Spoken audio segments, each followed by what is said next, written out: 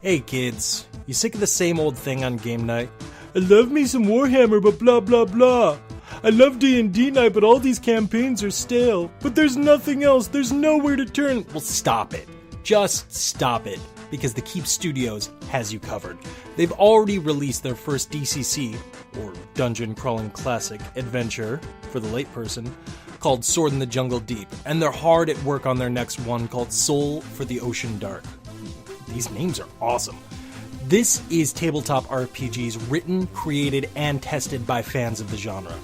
But Robbie, I don't want to spend buckets of money on a new game from a group I'm only now hearing about. What if it's not good? Well, you know what? Stop it again, because not only have I done work with these guys, but I've gamed with them. And on top of that, if that's not enough for you guys, you can get a 40% off discount through Drive-Thru RPG. What more can you ask for? So next game night, why not try out a real game created by real gamers over at thekeepstudios.com. The Keep Studios, game like you party, and by that, I mean hard. Wow, that was one hell of a month. We got a lot of new listeners, a lot of new subscribers, a lot of people messaging us saying that they had a lot of fun. And I'm glad, man, because we really enjoyed bringing all that Halloween stuff to you guys. We're huge fans of horror, we're huge fans of comedy, so I'm so glad that we got to engage with such an amazing audience as you guys. And we got a lot of new people in the fold as well, so welcome new listeners, new subscribers. So, about a week and a half, 2 weeks ago, we had the Maven of the Eventide on with us. We wanted to celebrate some horror, and we decided, hey, she does a whole series on YouTube about vampire lore. Let's have her on the show, see if she wants to hang out for a while. And she did, man. And I believe I said it in that episode. I did not anticipate that she was going to be as cool of a person as she was. I don't mean that to impugn her or anything like that. I scheduled about an hour and a half, and I figured that that's about as much time, including, things that we would cut out of the episode. I figured that was going to be enough time. She hung out with me for 3 hours. She had so much to say. We had a lot of fun, and after the episode was done, I kept the mic going. We were going to record an extended stinger, talk about the new Doctor, seeing as though the new Doctor is a woman, and her show deals with feminism quite a bit. Well, we did that and a lot more. So instead of just having a full stinger for you guys on that episode, we have an entire new episode with not so much Maven of the Eventide, but her real self, Elisa Hansen. So we're going to give this episode to you guys. We're going to call this like a Halloween hangover. Adrian's not with us on this one. He's going to be back next week where we're going to be talking a lot of Stranger Things and a lot about the Halloween reboot. So that's next week. Let's worry about this week. Let's talk about 1/3 Maven, 2/3 Elisa, 100% awesome. So today on our show, Elisa Hansen.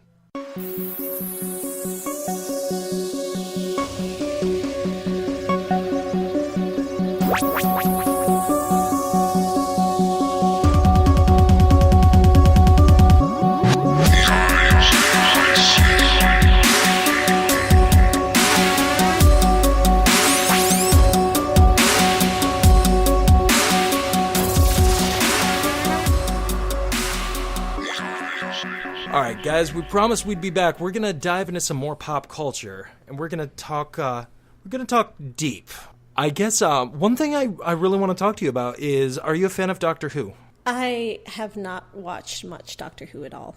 Well, you are aware that the new Doctor is going to be a woman for the first time ever. Yes. So where are you falling down on this? Because I had some, unfortunately I didn't get it on any footage of it, but I had some deep conversations over the weekend at Buffalo Comic-Con about this with a few people. I want to get your perspective. I think it's great. I think the Doctor being a white man for so many years, it's due for a change. Now she's a white woman, which I guess is a step. I feel like they could have gone further. But it's going to be amazing. I hope. Like I said, I have not watched much Doctor Who. I am one of Nella's best friends, and if you know Nella, you know she's obsessed. So, of course, I get it by osmosis, and I have been exposed to it. But you're Doctor by diffusion at this point. Let's call you a companion. Yeah, and I know that the Doctor is an alien who changes his body And why not a woman? Why not someone who's not a white man? I don't see any good reason for him to be anything else. I couldn't agree with you more. Anything else. I could not agree more. I mean, the door has already been open for the Doctor to be a woman based on Missy, who was the latest incarnation of the Master, one of the only other surviving Gallifreyans that survived the massive war. You know, spoiler alert, up until recently. But I don't see a reason not to have the Doctor as a woman. I've been saying this for a long time now. There are two things that I've wanted the Doctor to be ever since I became a fan. A woman and a ginger. And the only reason I say ginger is because that is a running joke in the series. You know, damn it, I'm not a ginger yet. And then he just goes on about his day. So he really wants to be a ginger. Yeah. He, and several different incarnations, he's made that comment. Oh, damn it, I'm not a ginger. He really, really wants to be a ginger. Which is weird for a British person, because that's where the genes come from. It's true, man. It's true. So the reason that I'm bringing up the Doctor is because, like I said, I had a lot of deep conversations about it. And I really wanted the Doctor to become a woman for quite some time. And for the most part, with the people that I tend to surround myself with in life, it has been extremely celebrated. A couple of people, surprisingly women, but a couple of people, they're like, okay, that's fine. I don't really care one way or the other because I pay more attention to the lore and I always see the Doctor as the Doctor. Okay, that's fair as well. But I've been kind of miffed by all of the pushback as far as the casting of a woman as the Doctor. Here's the thing about Doctor Who. There's always a reason that he regenerates into the form that he takes. Like Chris Eccleston, Dr. Nine, when the show was rebooted, had a very lightheartedly no-nonsense, even though that sounds like an oxymoron. If you watch his portrayal, I don't think that there's any other way to describe him. He's very, very trying to refocus himself into his endeavors and his explorations. And when he meets Rose, everything seems to change, which is when he turns into David Tennant, much more younger, sexier, vibrant, fun-loving, but still has that dark, quiet intensity, that blackness in the Doctor's soul that can come out from time to time. You think David Tennant was sexier than Christopher Eccleston, the Black Leather Doctor? Yes. Oh, hands down. Hands down. There is something sexy about David Tennant to me. Even as Kilgrave, he was horrible. He was horrifying, but I'm like, dude, it's Tennant. I don't know. There's something about those eyes. In the Fright Night remake?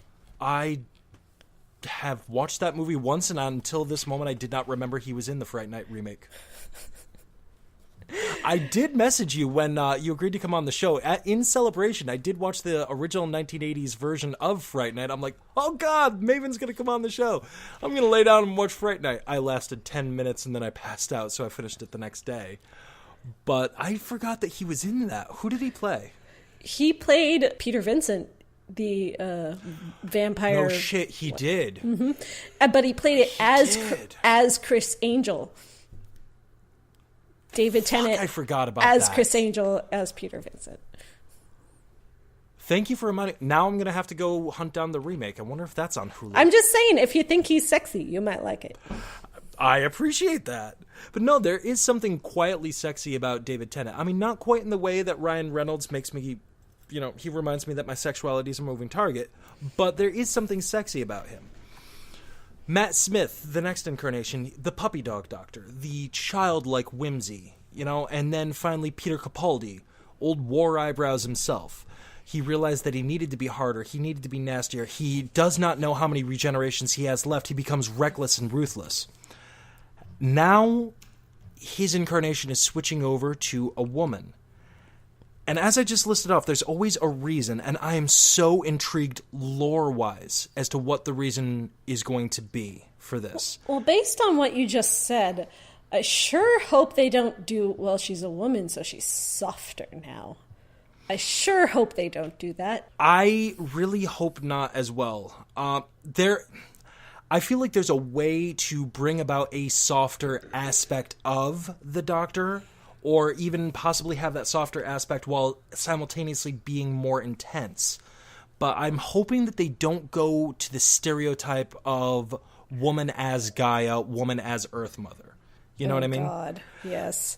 Because here's the thing about the Doctor. I mean, we've been talking about vampires. Now I get to educate you a little bit, although you probably know all this shit. The Doctor, despite the fact that he is a pacifist by nature, is also single-handedly responsible for the obliteration of multiple, not only planets, but species and denizens of planets that just happen to be, collateral damage.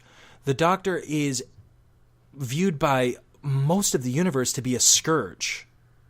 Even his own enemies, like the Daleks and the Cybermen, view him as a bigger scourge than them in the universe.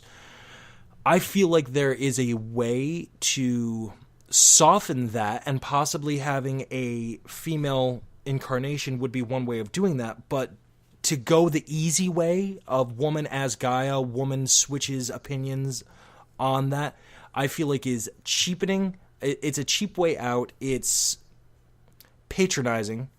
Oh, yeah. It's frankly insulting to true fans. It's insulting to the feminist movement as a whole, frankly. And at that point, I would almost prefer they not give it a lore reason and just leave it as tokenism, which tokenism to me is almost worse. You know what I mean? But you know what? I also hope they don't. Me. I also hope they don't do the thing, well, she has to be stronger and more badass than all the guys ever were to prove that women are strong and independent female characters. And I hope they don't do that either. I hope she's just a person with issues, like serious issues, because the Doctor always has serious issues. And absolutely. It's a person with serious issues, and that's what I want. Same here. I mean, every incarnation of the Doctor is a different aspect of his personality, and frankly is a different shade of personality as a whole anyway. So pick one and run with it, and give us a good reason. I mean, you've got a team of writers. I realize Stephen Moffat is leaving. For a lot of people, they're celebrating that. Me, I'm not happy about that, because I love Stephen Moffat. I think I think he's doing the Lord's work over there with Doctor Who, and he's certainly doing the Lord's work with Sherlock. Whew. Fan of Sherlock? I have not watched it. You've not seen the British version of Sherlock with Martin Freeman and Benedict Cumberbatch? I have not. Well, when Dan Roth was my roommate, we watched the first episode together, but that is all I have seen. Didn't have you hooked? Yeah. Well, I don't have TV, so in order to watch things that aren't on Netflix or Hulu or something, I have to either go to someone's place or get it illegally somehow, which, who wants to do that? So I'm limited. And also, I spend my time working. I'm always writing or always researching. So I don't sit around and watch TV for entertainment. I watch things for projects. For research purposes. Right. I feel like that was a backhanded slam. Oh, you fucker, you watch Fright Night. No, it's...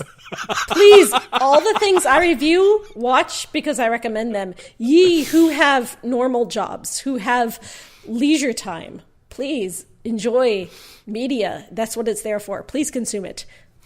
No, in all honesty, I'm throwing these digs at myself because I literally get mail like that all the time. Because I review so many things for the show, I get at least every week I get at least one email saying, "Why the hell are you reviewing these shows when we've been waiting over 8 months for one of your fictional shows to come out?" And I'm like, because I keep working on those while I'm watching it, dude. Like, I can't tell you how many times I've rewatched the same movie 3 times because I spend 90% of the time sitting there writing. So I literally throw these into my episodes just because I get mail like that all the time, and that's my way of answering those little hate mails. Like, why aren't you doing things for me right now instead of things for yourself? Who cares about your mental health and well-being? Exactly. Dance, monkey, dance! That's exactly how it feels. Oh my God. Basically, I feel like sometimes I am like Liz Lemon. And all of my audience is Dr. Spachemin. And they're just like, yes, we will help you and share your podcast. But first, dance for me. I'm just like, okay. Well, dance while I'm recording. it's awkward. So as a form of deflection and as a way to hopefully alleviate getting more of those, I throw digs at myself into these episodes all the time. Like, why the hell am I doing this? Well, because I'm a piece of shit. That's why. No, you need to take care of yourself as well. Whatever is important for you. For me, it's reading.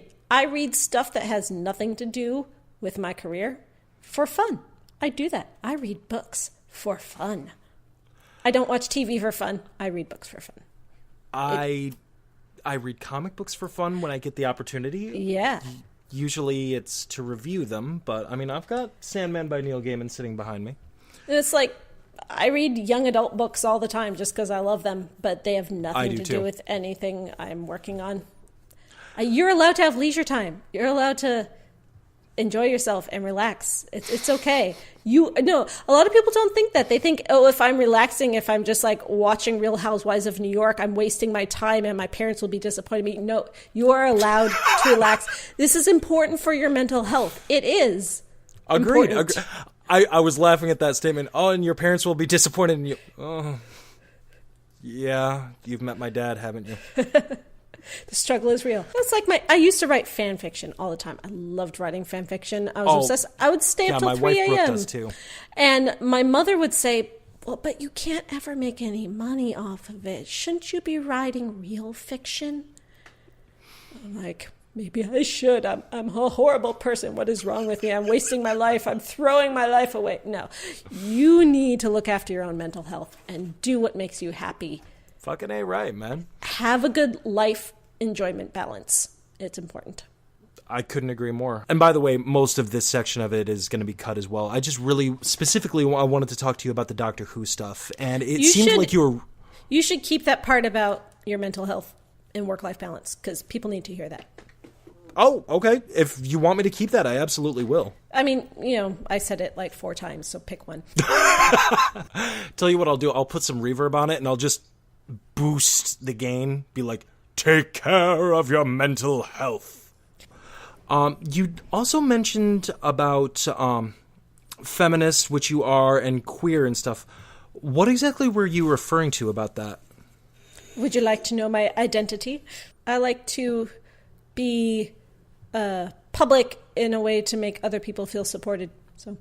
Oh, excellent. Okay. Then, yeah, by all means. I'm asexual, but biromantic, which is very complicated and weird. So I just call myself queer as a way to be simple. Okay. But being biromantic means I have been in love with both men and women.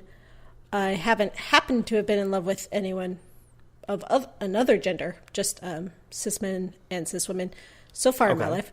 I'm very happily married right now, so perhaps that's it for the rest of my life. But I am asexual, which means I don't find anyone sexually attractive, which I think ties into biromanticism, because I don't have any sexual drives. I'm not sexually attracted to anyone. There's not any restrictions on who I'm going to fall for.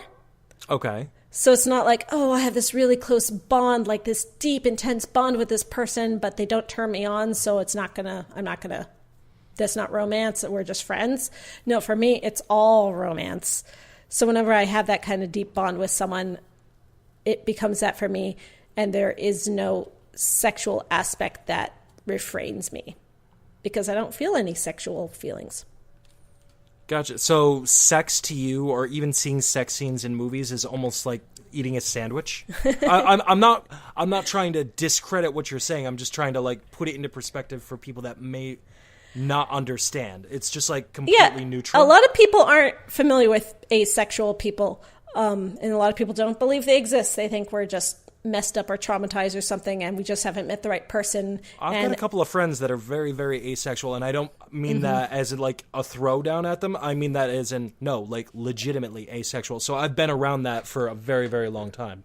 And I'm 34 years old, and I've never yet met or seen in media a person who makes me sexually interested. So I don't think it's ever going to happen. So I think it's pretty real. But I know some asexual people who are disgusted by sex, and the idea of sex grosses them out, makes them physically uncomfortable. For me, it's not that so much. So it is a bit more like eating a sandwich, or I compare it more to like going to the gym. But like, it's kind of a chore, but once you're there, you're like, I know I'm doing something good. I know this is a good thing that I'm doing at the gym, and I'm making my life better by working out. Mm-hmm. But it's sort of like I wasn't eager to go. But once I'm there, I know I'm doing the right thing, you know? Right. Which is more of a mental thing than it is like physical urges scenario. Yeah, I completely get that. When I see people kiss in movies, it grosses me out. I usually will cover my eyes like a 4-year-old. Depending on the movie, I completely understand that. I mean, I've seen Cruel Intentions. I think we all have seen Not Another Date movie, so I get that. So, kissing scenes in movies to you are like that scene in Not Another Teen Movie or whatever it was to me. Yeah. They're just kind of gross, and you're just like, why, man? Why? And like sex scenes also, I just don't watch them. I'll usually cover my eyes or look away. That's why I've never understood the appeal of porn. But clearly I'm the strange one here. Or the not 99%, as it were. I don't want to stigmatize asexuality as strange. It is a valid orientation. But I understand I am not the average. And I don't like to sex shame. When I was young... Because I didn't feel sexual attraction, I would look at other girls who did and think like, oh, I'm not like the other girls. I'm pure and innocent and they're all skanks. And I was a horrible, horrible judgmental teenager. And then as I grew up, I understood the value of sex positivity and encouraging people to normalize sexual activity in women as something to be accepted and not shamed. Mm-hmm. So coming from an asexual perspective, that may seem kind of weird, but I want to support that, even though it's not for me. Hell yeah, man. I think that more people should, when they are like this, should be out there in the world talking about it. That way other people that may have these feelings or identify in that way, you know, they feel like they can point to someone on YouTube or in film or, you know, a novelist and say, and in your case, 2 out of the 3 for right now. When I make my first movie, I'll cast you. That way you've got the trifecta. You'll be the triple threat. I think that more people, when they have these, when they identify as such, should come out. That way people can look to them and, you know, see someone that they can not aspire to be, but, you know, identify with, so that they don't feel so alone or so lonely, you know? Mm-hmm. So I think that that's really cool. I'm glad that you're talking about this. Oh, yeah. And I always tell people if they want to ask me questions about asexuality, they can hit me up on Tumblr in my asks. And my Tumblr ID is the same as my Twitter ID, Elisa in Time, which is not a Doctor Who reference. When I was trying to come up with my Twitter handle, I was like being profound and being like, I am in time. We are all in time. Time binds us all. I don't know. I thought I was being deep. This was many years ago. That's why that's my Twitter handle. Admittedly, I thought it had some sort of inside joke reference, possibly with Lindsay, about you being late for something. No, I'm never late. No, sometimes I'm late, but I'm usually in that circle of friends. I'm usually not the late one. I can probably assume that. I did not realize that all of you guys, let's call it Channel Awesome East, I guess. We call ourselves Shay Apocalypse now. We're the Shay. Or the Shez. Were you guys actually called Shay Apocalypse? Or well, we Channel have Awesome East at a point? Or no. I know you guys are Shay Apocalypse now.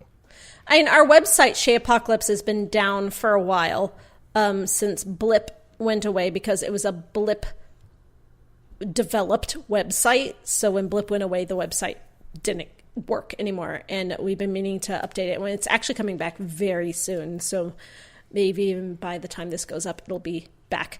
ShayApocalypse.com. That's CHEZ, the French way. Shay Apocalypse. Shay Apocalypse. Though I've had people tell me, like, you know, when the Shay comes before a word that starts with an A, the French actually pronounce the Z. It's Shay's Apocalypse. Well, we're not speaking French. We're speaking American. And American, Shay is always Shay, regardless of what comes after it. So, yeah. I like your mindset. I like where your head's at. I like the way you think. But, the East Coast contingent of Channel Awesome, that became Shay Apocalypse. Some of which are still part of Channel Awesome and some of which are not. and that has nothing to do with each other. Gotcha. So it's like two completely different groups. You just happen to belong to them both. Yeah, many of us started on Channel Awesome, but some of the people that we on Shay recruited to Shay then got the attention of Channel Awesome and then crossed over to Channel Awesome. Like Jamie Maurer, Rantasmo started off with us on Shay and then bridged to Channel Awesome. And that's just because we were all friends and acquaintances and we sort of shared things with each other. Gotcha. Okay, well that makes sense. One becomes a bridge to the other or vice versa. No ill will towards anything. Mm-hmm. That's pretty damn cool. I didn't know how that worked with Channel Awesome, whether they like had contracts that you sign where you're a part of the group or if you have to like sign over your AdSense account or anything like that. No, nothing like that. To be a part of the network. Channel Awesome is a place for me to put my videos and get some extra clicks, and that's all it is. Okay, that's badass. Yeah. I've heard some horror stories about other YouTube networks, and everybody that like the Maker Network. That would be one of the big ones. My husband, Paul, who used to have a web channel, Paul Dugan, he did music movies and did lots of Let's Plays and did some other things. When Blip went away, Blip was where most of the Channel Awesome people hosted their videos. Mm-hmm. And some also had YouTube accounts, but Blip paid a great revenue. It paid about $8 for every 1,000 clicks, whereas YouTube will pay $2 for 1,000 clicks. Yeah, it was a big difference. And we got a lot more hits on Blip than we do now on YouTube. So it's sort of like starting from nothing. But anyway, when Blip went away and we all had to sort of re-upload all our videos onto YouTube if we didn't have it already, Maker, who had bought Blip, said, you want to join Maker? You could join Maker. So my husband took that offer and he joined Maker. And what they did was they took a portion of his AdSense revenue, but didn't do anything to get him more revenue. So he was like, if I was just not part of anything, if I was just on YouTube making AdSense revenue, I would be having more money in my pocket than being part of Maker. What is Maker doing for me? Nothing. So then he wanted to get out of Maker, and it was a nightmare to get away from Maker for him. Yeah, that's what I heard. I've heard that quite a few people had that situation. It's not the only one that I happened to stumble across. Why the fuck would they do that? All I want to do is produce fun content and hopefully get paid for it. Why would they do this, man?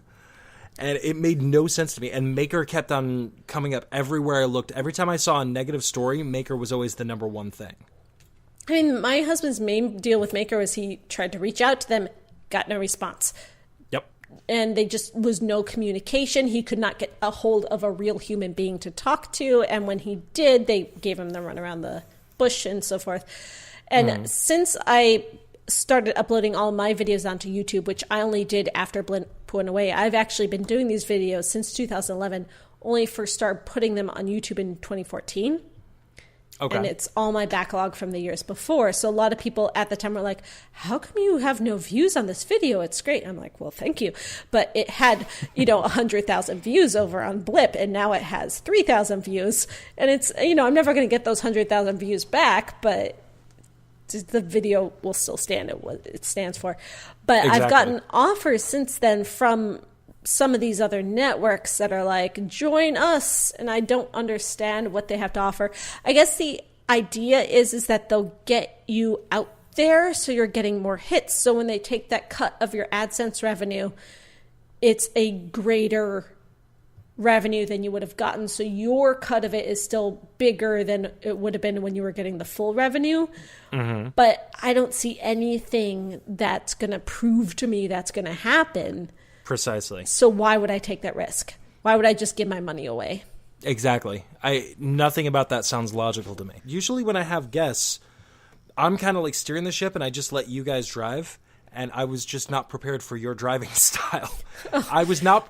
Seriously, if you haven't realized it, honestly, if you'd listened to a couple of episodes, we're very, very much more like a Kevin Smith type of humor and whimsy. I mean, that's the whole motto and that's the whole mantra of everything that we try to do on all of our shows is push whimsy.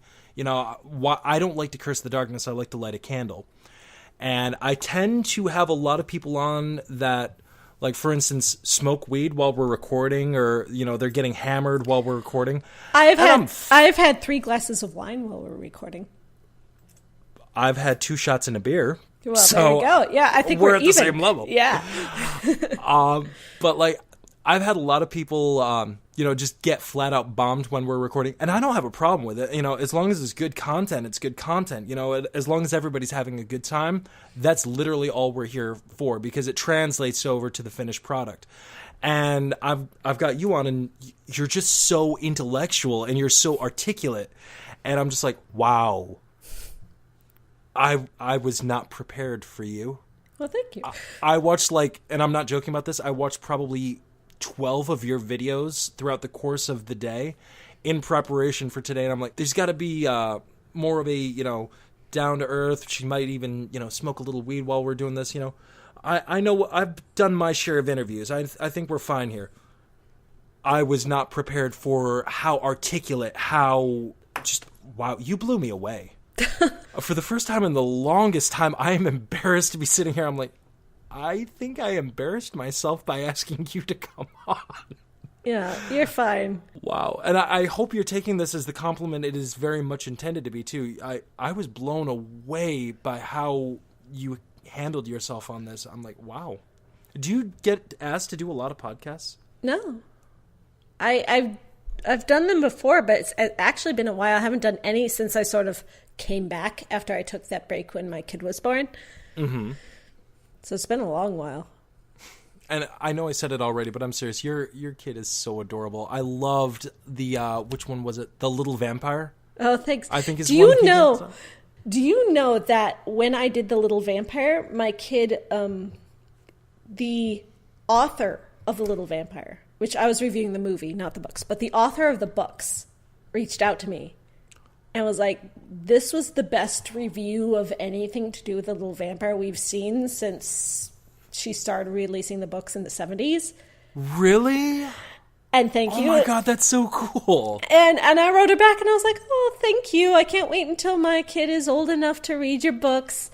And it was her husband writing, but he was like speaking for both of them. He was like, well, we'd like to send your kid a copy of the book. So then they mailed me a copy of the book signed, and then like a signed photograph of the author, and then like some pictures of some bats and stuff. And it was great. I was just like, oh. And I sort of had this feeling that the author of these books perhaps didn't love the movie version, because I was very critical of the movie version, and she liked my reviews. So I was like, therefore, perhaps I was on her side a bit there. Wow, that is absolutely incredible. And she she emailed Doug on Channel Awesome, and then he passed it along to me, because I guess they didn't know how to get a hold of me personally. And Doug messages me, and he's like, so I got this email, not sure if you want it, not sure if it's legit or just some like weirdo. And I was like, oh, let me look at it. And I was like, nah, that's the actual author, dude. Oh my God, that's incredible. I've never had anybody whose review that I've done or anything like that reach out to me like that. That had to be so damn humbling. Well, you know what else happened? And now I'm just tooting my own horn. Toot away, for the love of God, woman. Toot away. I reviewed Kindred the Embraced, and then one of the developers of White Wolf Vampire the Masquerade reached out to me and was like, we'd like to discuss you contributing to the next edition of Vampire the Masquerade in the future. And that discussion hasn't happened, but, perhaps it won't. But the fact that he reached out to me at all was pretty flattering. Well, your Kindred review, that was relatively recently, too, wasn't it? Yeah. Only like a month, 2 months ago? Yeah, so this is a month ago that this guy emailed me, and he is in development of the next edition of the game, and was like, fuck, dude. We want to talk to you. And I was like, that's pretty cool.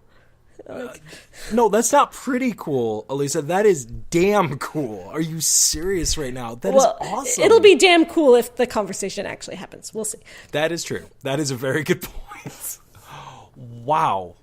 And he said he shared the review with everyone at the, the publishing house or whatever they are. And he actually sent it to the original creator, the Mark Ringhagen, because he thought he would like it.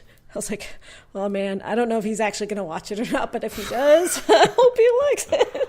Right on, man. Holy shit.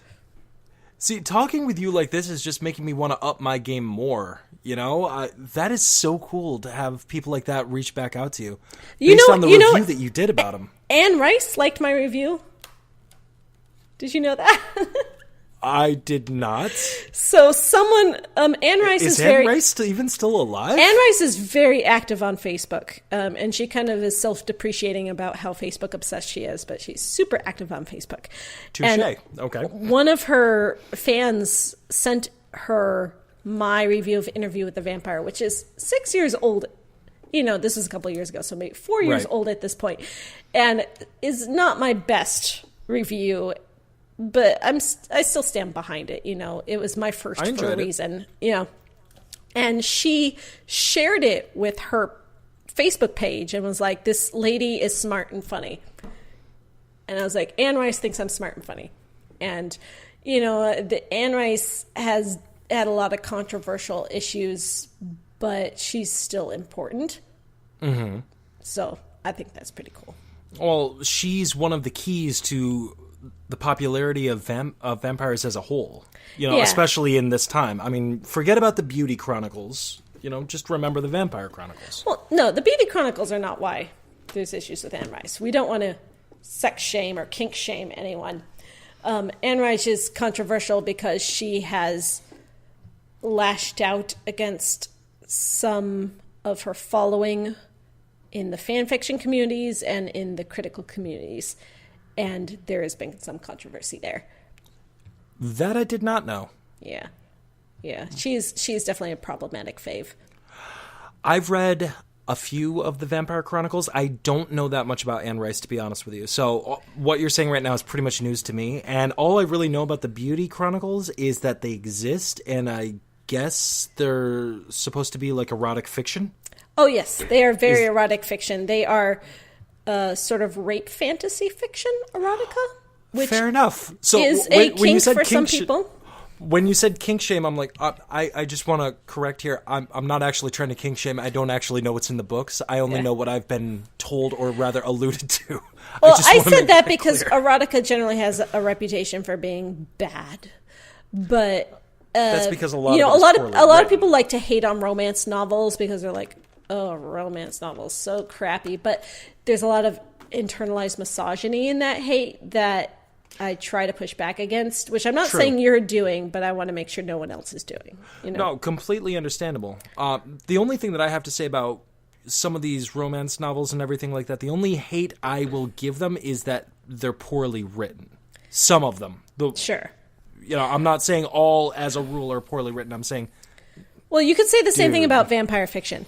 I mean, it's Sturgeon's Law. Could. Only 10% of it is going to be good. The other 90% is going to be shit. Absolutely true. Fuck, I was just about to say something. Sorry, did I derail you?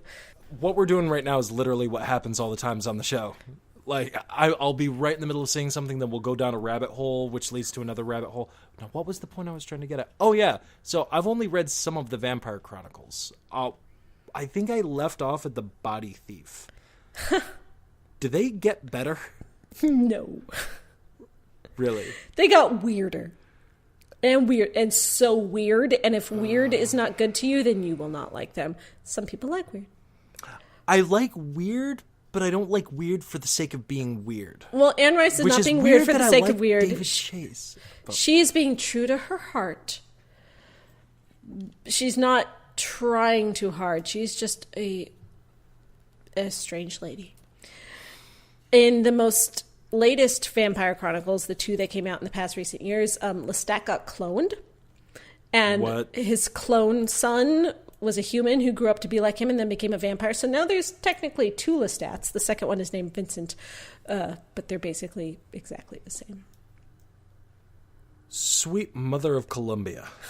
It's weird. Like I said, it's weird. Oh my God. Who would have... Based on what you just told me, David Lynch sounds more grounded in reality. Oh my goodness. Which, by the way, I'm a huge David Lynch fan. But you know, Anne Rice's vampires are very important to the development of the modern vampire. And her ideas about the symbolic significance of vampires are undeniable. And as strange as some of the ideas in her books are, and as uncomfortable as some of her actions as a person are, there's no denying that the ideas, the cultural impact. Yeah, you can't deny it is important. And I always say, like, it may not be good, you may not like it, but it is important. I actually say that all the time. Going back to David Lynch for a second, I say that all the time about specifically Twin Peaks. Because especially before Twin Peaks The Return happened over the summer, a lot of people seemed to be haters on Twin Peaks. And, I get that. It's a really weird show. I don't know if you've seen it or not. I have not, but again, I am friends with Nella, and Nella's obsessed with it, so I get it by osmosis. I have a feeling Nella and I need to talk at some point. Dude, yes.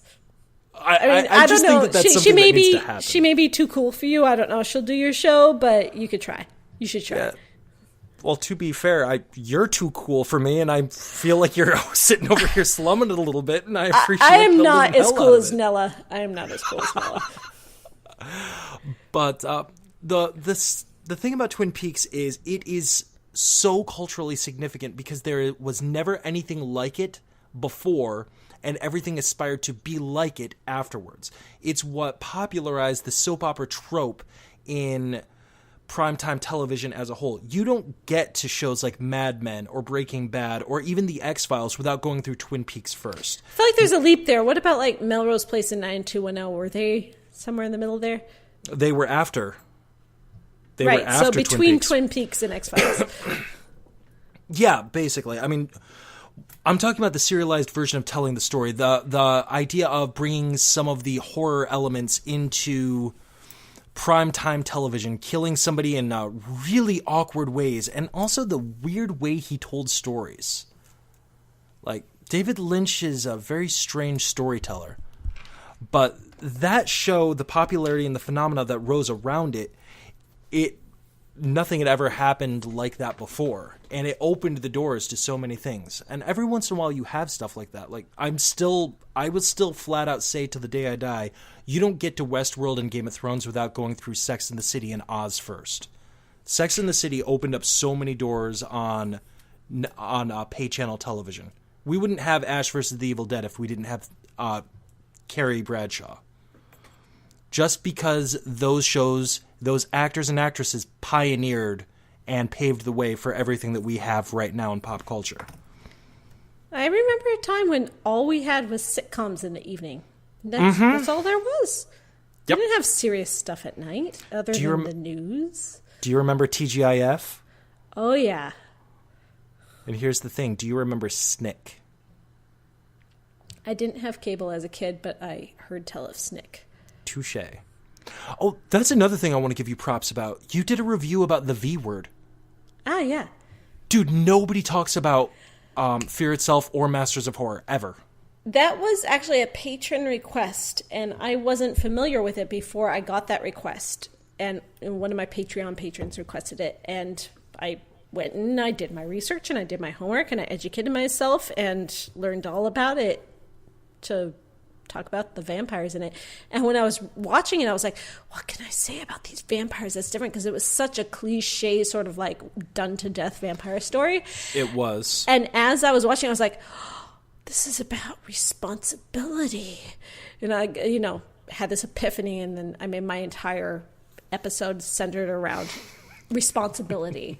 And it was like the vampire as an allegory for responsibility, which is not something I'd ever thought of before, but it worked. And that was when I felt especially sort of like, buffing my nails on my shirt about like, yeah, I got one. I did it. You're just sitting there brushing your shoulders off. Yeah. I love it. Yeah, I couldn't believe that I saw that on your list when I'm going through your videos. I'm like, holy shit, somebody else aside from me knows who Masters of Horror is. The only reason my wife does is because I own like most of the DVDs. And well, I do now. I own most of the DVDs is because they were like $2 at Blockbuster when they were closing. Did you watch it when it was on TV, or did you discovered it after the fact? I discovered it half of a season after the fact. Mm-hmm. The way Showtime, I think it was Showtime that had it on. Right. The way they did it is they would show the episode, and then every 2 weeks, I think, they would release one on DVD. And then after a little while, they would release some of them as double features, at least in season 1. So I do own most of the DVDs, and yes, I did watch it when it was on TV, but not on the actual channel. Yeah. Just during the time frame. I don't have a TV hookup, so I can't watch anything when it's on the actual channel, so I watch it when it comes to the streaming service. Yeah, we're cord cutters over here, so we've got Netflix, Hulu, and Amazon Prime. Yeah, exactly. And HBO Go. And HBO Go. Well, we alternate our pay sites based on what shows are on. Right, I have HBO. I use my father's account on HBO. And that's I use it for Game of Thrones, and then I don't use it again. Right on. Yeah, over the summer I had HBO Go for Game of Thrones, and I had Showtime for Twin Peaks: The Return. And sometime this month, I think Ash vs. the Evil Dead is coming back, so I'm going to be getting Stars so that I can finish up American Gods and then watch that. I liked American Gods. Oh, it was so good. Yeah, so I thought it was so brilliant. So I read Good Omens because, I wrote this book about the Grim Reaper, right? Mm-hmm. And I didn't let myself read anything Terry Pratchett related because I hadn't at that point. I'm going to interrupt you for just 1 second. Aside from the 50 Shades of Green thing, can we buy any of your stuff right now? Is it available? No, not yet, but perhaps soon. So I read Good Omens finally after I had written this book about the Grim Reaper. Mm-hmm. And this was a couple of years ago. And then I didn't love Good Omens. I thought it was kind of sloppy. I thought it was a little cheesy. Yep. I felt the same way. I'm the only person in my group of friends that feels that way. And I had experienced other Discworld. I read Masquerade, which is the Phantom of the Opera parody of Discworld. And then I read Weird Sisters, which, Death was in there a little bit. And then I started reading more Discworld, and I was like, this is so much better than Good Omens. So I was like, well, okay, let me read some Neil Gaiman, because I hadn't actually read anything of his. So I read American Gods. I was like, this is so much better than Good Omens, man. This is great. And I feel like if I had read American Gods without having read it on the heels of Good Omens, I may have been a little bit more critical of it, because it does have its flaws. It does, yes. Especially with the blank slate protagonist. But at the time I was reading, I was like, I too am a blank slate. I can identify to this protagonist. We are one and the same.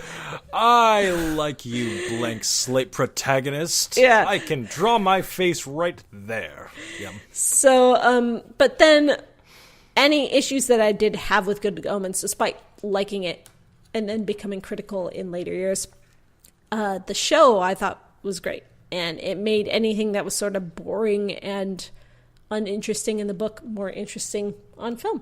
I thought it was a great adaptation. I couldn't agree more. I think that Chernobog was done in such a cool, interesting way. I mean, to this day, the only iteration anybody thinks of it when they hear Chernobog is Fantasia. And that's if they realize that that's Chernobog and not the devil. That is my absolute favorite thing of all things, by the way. The Chernobog sequence in Fantasia. Oh, A Night on Bald Mountain? Yeah. I'm not joking about this. I really wish that I had my webcam on my desktop because I'd turn on the camera if only for one thing. On my bookshelf behind me, I have a Chernobog hat. Awesome. Did you ever watch Gargoyles? Oh, hell yeah. Are you kidding me right now? I was obsessed with Gargoyles before I got obsessed with family James opera. Earl Jones, he played Goliath, Demonia. No. It was Keith David. Keith David. Yeah. Why do I think that was James Earl Jones? They're both stoic, amazing black men. But touche. Keith David does the Navy commercials of join the Navy now. Yes. But that voice, oh my God. But Goliath modeled after the Chernobog, just that design is so amazing. But Gargoyles was awesome because it had all the Shakespearean references and the mythology and all the multicultural stuff. And you just felt smart watching it. Well, not to mention that, what was it, a 6 or 7 parter about Avalon? So you had the Search for the Arthurian Legend as well. Yeah. Such a good series. Oh, so good. And the women were so good. And the main character was half black and half Native American. And you didn't see that on TV. All these white people in the 90s. What was her name? It was Eliza, wasn't it? It was Elisa, just like my name, which is great.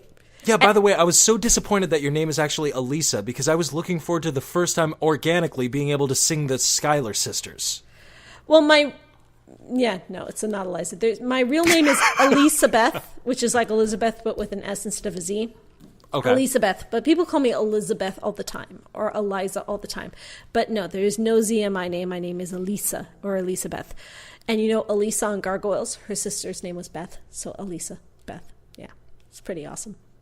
All right, you're lore dropping in a way I did not expect. I mean, it has been a long time since I've watched Gargoyles.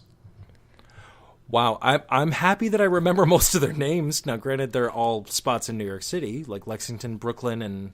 The Bronx. Hudson, yeah, he was Old Man. Yeah. And there was Goliath. That was John Rhys Davies. No shit. I think, wait, let me fact check that real fast. Now we're geeking out. Did we just become best friends?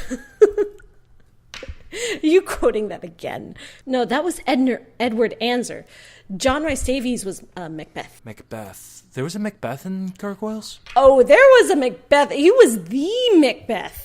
Why am I not remembering that? And the Weird Sisters, the three witches, of course they made them sexy. Like they would. Yeah. Why do I not remember that? What season was that? Macbeth was in the first season, but the Weird Sisters came in the second season, I think. Oh, shit. And Avalon was in the second season, I think, right? Yeah.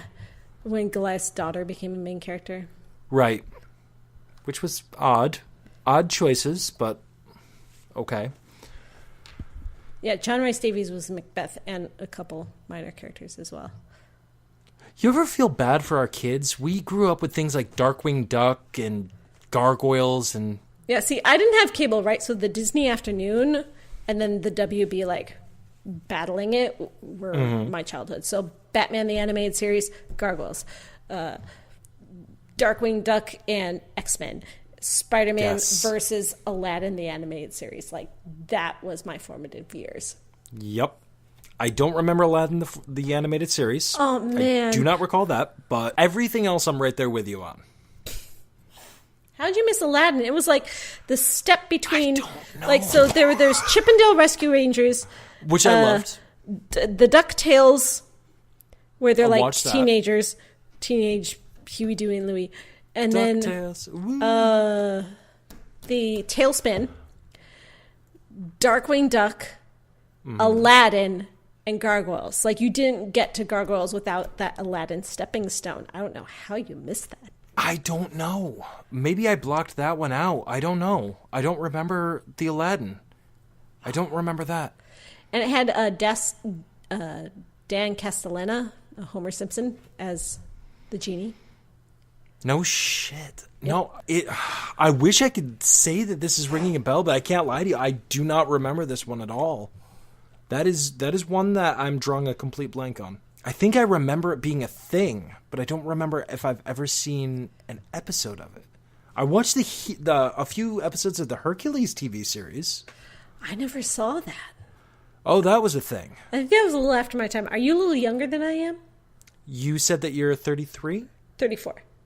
All right, I'm 2 years younger than you. So, yeah, I think Hercules, I was just, like, off to college when that came, and so I didn't watch it or something. Or, like, too cool in high school or something. That could be the case. I mean, honestly, 34 to 32 it's absolutely nothing. Well, now, but back in the terms of Disney afternoon years, it's everything. The difference between 8 and 10, 12 and 14, and Jesus Christ, I was like night and day between 12 and 14. So yeah, I mean, back then, it's night and day. Yeah. It's the difference between Disney and MTV. So yeah, I don't know about too cool for Aladdin. You were probably definitely too cool for any of the iterations of Hercules, because I remember them all. I remember Kevin Sorbo, Ryan Gosling, I was obsessed with Kevin Sorbo version and Xena. Xena was my jam. She was my homegirl. You know what? Some man told me once when I was, 12 when that was out? He was like, I listened to Hercules. I watched Xena. I'm like, ew.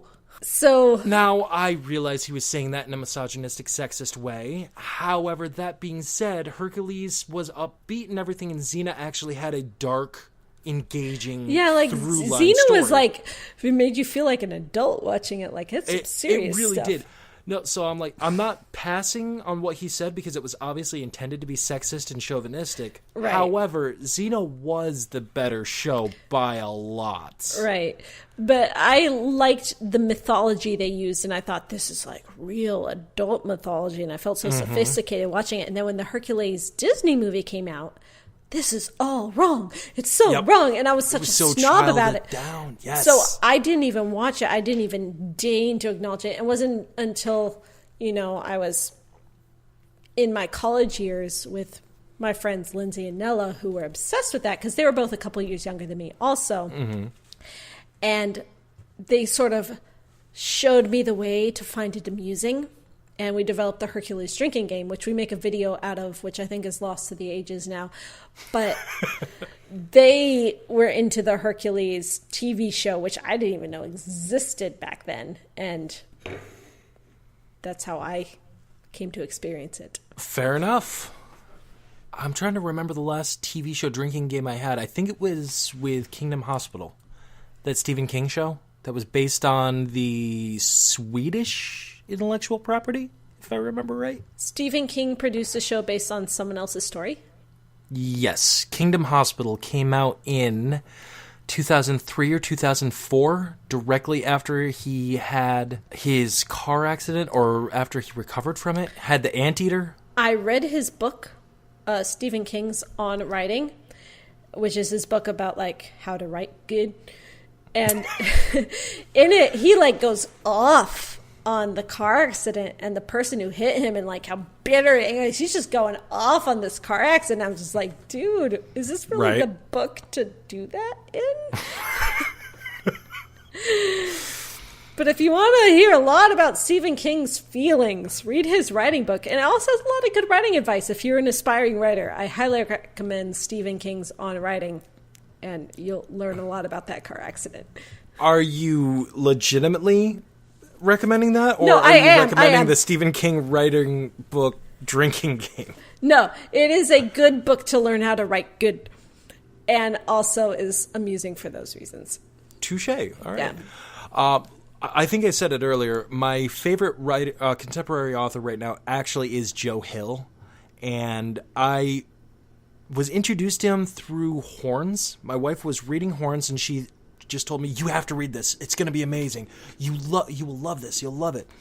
And I'm like, Horns, isn't that the book based on that movie with the Harry Potter that's coming out? You mean the movie that's based on this book, right? Yes, it is that. And the book is right here, and it's amazing.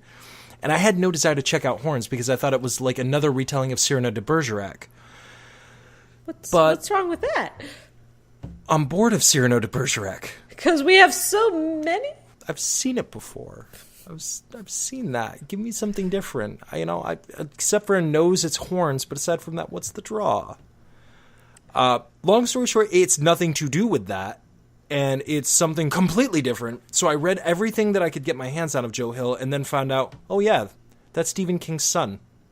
Mm-hmm. Had no damn idea. And he changed his name on his books because he wanted to make it on his own merit. He doesn't want you to have an idea. That's the point, yeah. Exactly. And he fucking has me hooked, man. I cannot wait for Lock and Key to show up on Hulu. I've read all of his comics, all of his novels. I have all of his anthologies.